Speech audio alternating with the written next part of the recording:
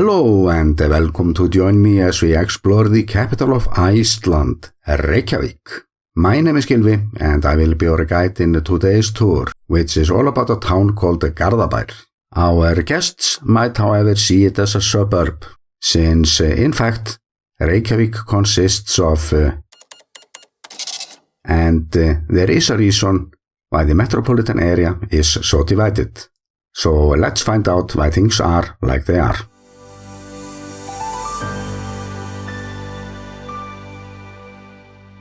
As usual, we start the journey on a map, with the complete metropolitan area in front of us, divided into these 6 municipalities. And this is today's destination, Garðabær. And it's a good idea to start with a little geography lesson and try to explain why the capital is so divided. But it didn't used to be like this. If we go back to the 19th century, all this land was in fact one district, and it included the harbour town Hafnarfjörður. It was, however, disputes over social issues led to the creation of a new district by the coast on this little peninsula that I covered in my 3rd episode about Reykjavik. It was then in 1908 that the fishery town Hafnarfjörður was growing very fast. So it got its own status as a municipality, and that left this region with 3 administrative units. And it would stay like that for the next 200 years, or until this little municipality built this swimming pool that was so expensive that it sealed the town's fate.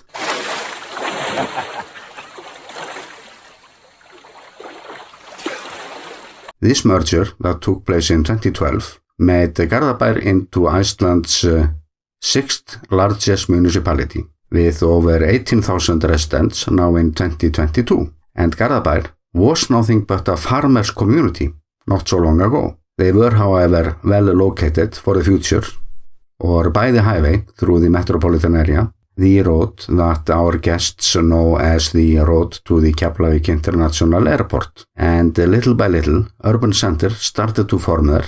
So in the 1960s, they received their own credentials as a township, with little over 700 inhabitants back then. And from there, things started to move fast. 10 years later, agriculture had almost ceased. And in 1976, they got the official status as a municipality.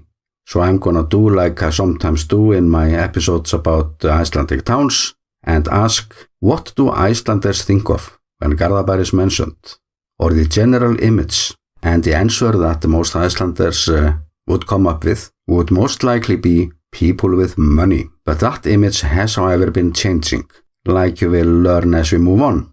And when thinking about Garðabær, Icelanders might also say it's a disorganized town, scattered all around, and they do have a point there.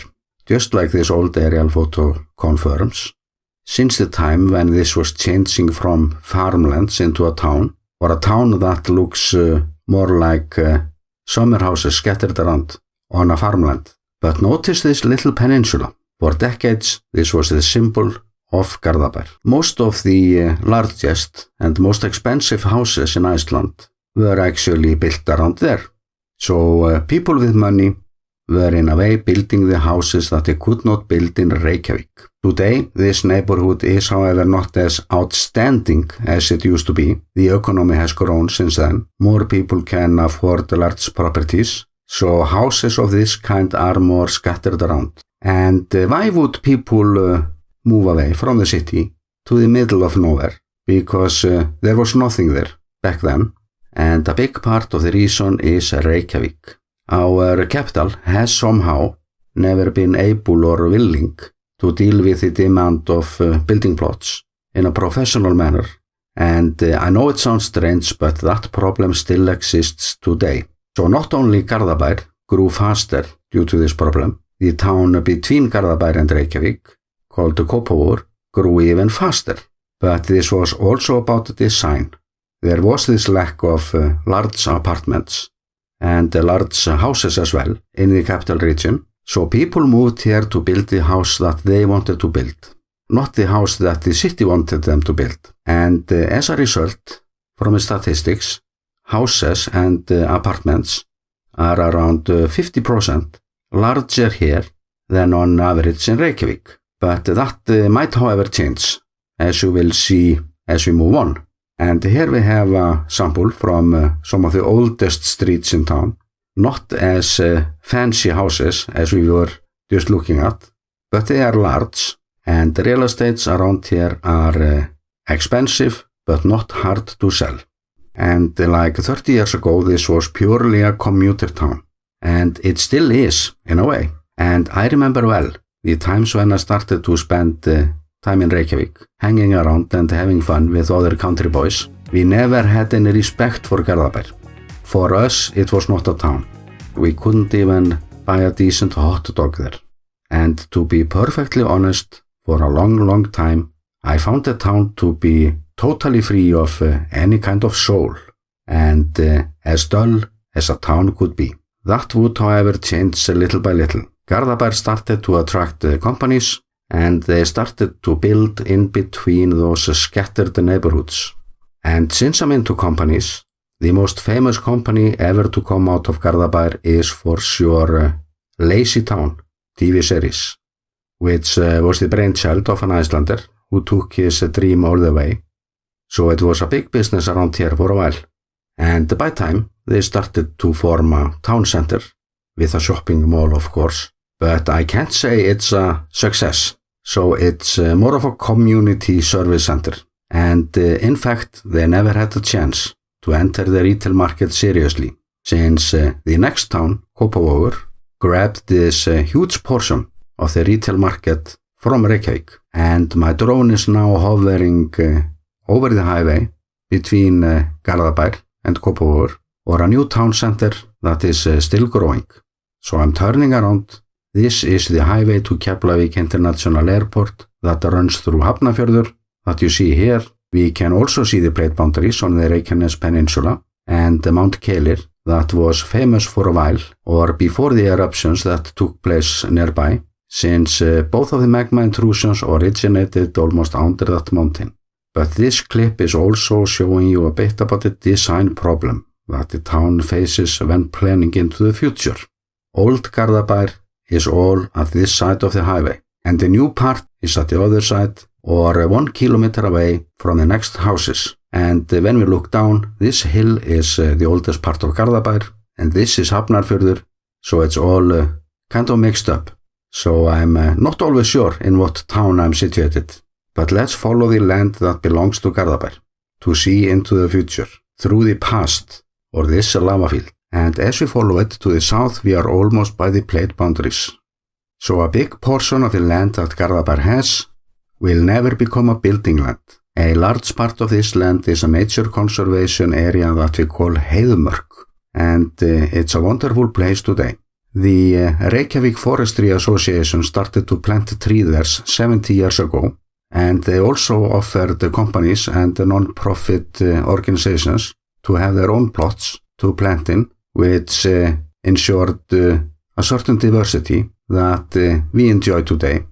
Later on, Gardabaer would join this project with their own land, so in total it is around 3,200 hectares and a very popular recreational area that includes many geological formations like rift valleys, lava fields of all sorts and ages, craters, and tough mountains formed under ice during the last ice age. But this crater is responsible for the lava field that runs through Garðabær.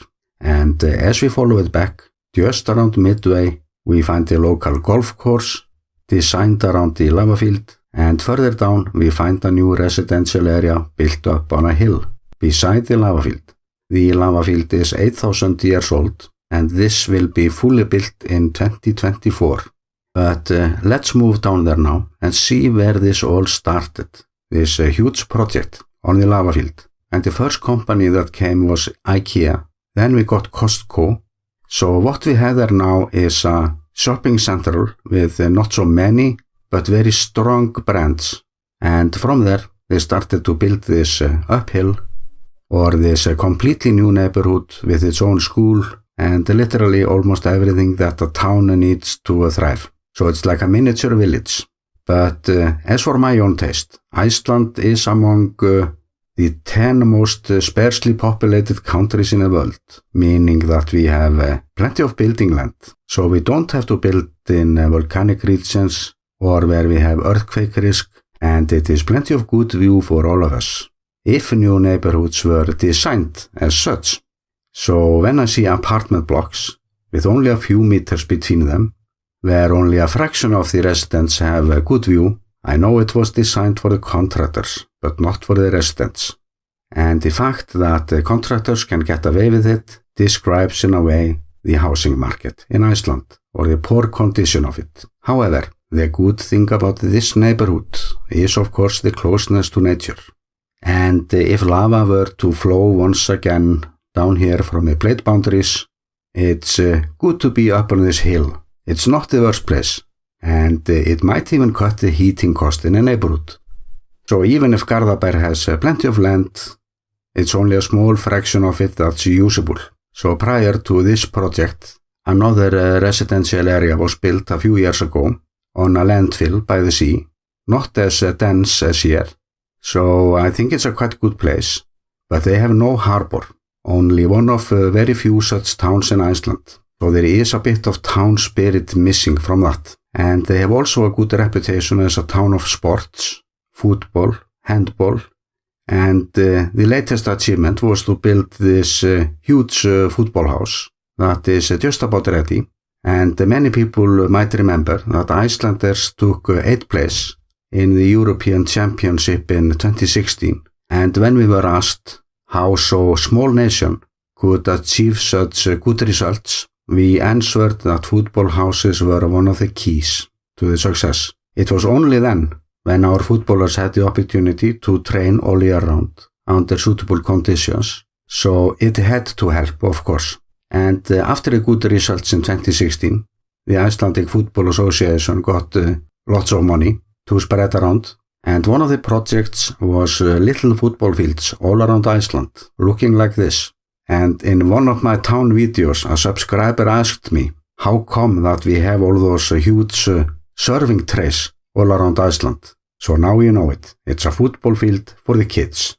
And overall with the town, now in 2022, I see Gardabaer as a town that has made up for many of the mistakes they made when the town was originally planned. It has many very good neighborhoods, and it's way more of a town than 20-30 years ago. So they have worked around the limitations they had. But as for tourism, just like TripAdvisor, I can tell you that this is no tourist town. I can, however, say that there is one little tourist secret about the town. So I'm linking to a video I made not so long ago, or the cheapest eat in Iceland. But when it comes to tourism, that's about it. But Álftanes, however, the little town that merged with Garðabær in 2012, it has way more soul in a way, and history.